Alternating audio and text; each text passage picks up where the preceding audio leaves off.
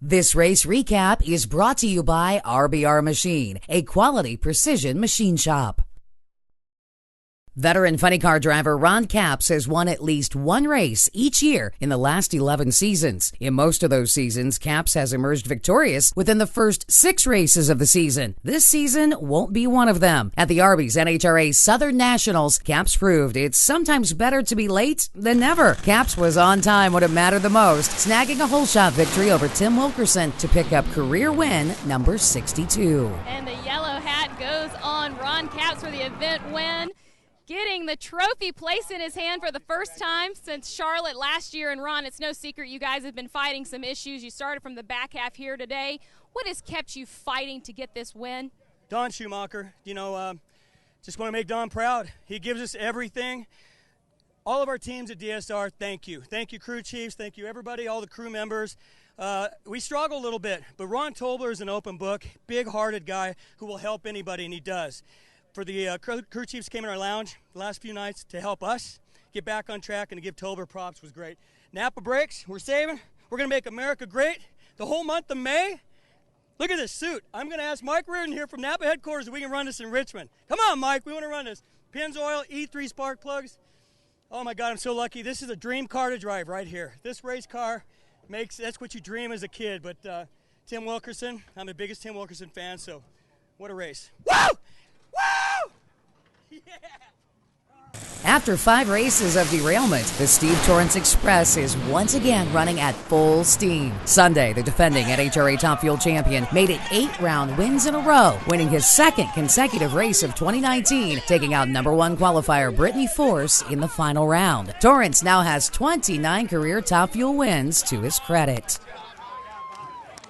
And the Wally is already in his hand. A back-to-back win for Steve Torrence coming from Charlotte. We saw you clapping on your way to the top end. What can we expect from Steve Torrence this season? Heck, I don't know, man. We had just a truly God-given season last year, and to go out and have the success that we did.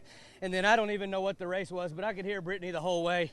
And Grubby, that guy's bad to the bone. She's a great driver, and I'm out of breath.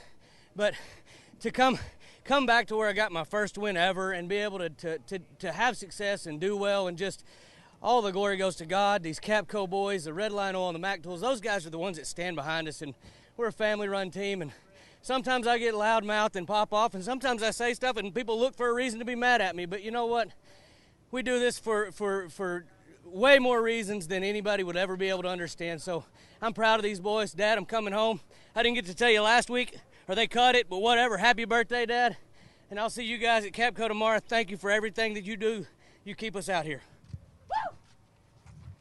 In Pro Stock Motorcycle, the milestones keep piling up for the Vance & Hines Screamin' Eagle Harley-Davidson team. Last weekend, Andrew Hines scored career win number 50, and on Sunday, he won again, delivering Harley-Davidson victory number 100 when he stopped Jerry Savoie in the final round.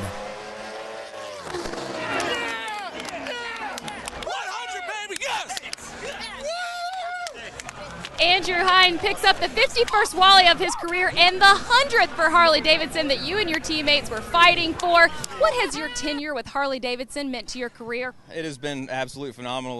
Luckily, I was able to pick up the first one for Harley back in 2004, and we've had quite the train rolling over the years, but struggle last year not winning a national event, but my team never lost faith in my riding or anything like that. So they do such a great job keeping me level focused up there. Man, we got such a great group of individuals. They're fantastic. I love them all to death. And, the 100th win for Harley-Davidson coming off my 50th win for myself last race. It doesn't get much better than this. My kids, Declan, Genevieve, Ryan, I love all you guys. Tanya, Daddy's coming home with another Wally. At the season-opening Pro Modified event, Mike Castellana crashed his Alanabi Performance Camaro. Sunday at Atlanta, the past Pro Modified champion put the accident behind him, scoring his first national event victory of the season, stopping Jose Gonzalez in the final. The NHRA Sportsman Racers were out in force on Sunday, and speaking of force, Comp Eliminator racer Craig Bourgeois has been seemingly unstoppable. Bourgeois drove his A Nostalgia dragster to the win, tracking down Brian Brow's D dragster. In Superstock, third-generation Aaron Stanfield picked up his 5th NHRA event title behind the wheel of his father's Camaro, chasing down Brandon Bakies. highly decorated Carolina bracket racer Chip Johnson picked up his first NHRA victory when Jeff Warren fouled in the stock final.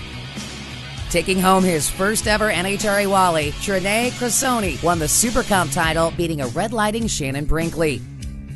Jim Perry took home the Super Gas title when Rich Price broke out by 6 thousandths at the stripe.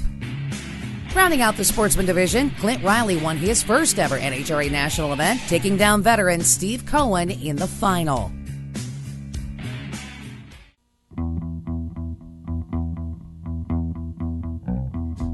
The NHRA takes Mother's Day weekend off, but will return next week at Virginia Motorsports Park for the NHRA Virginia Nationals just outside of Richmond, Virginia.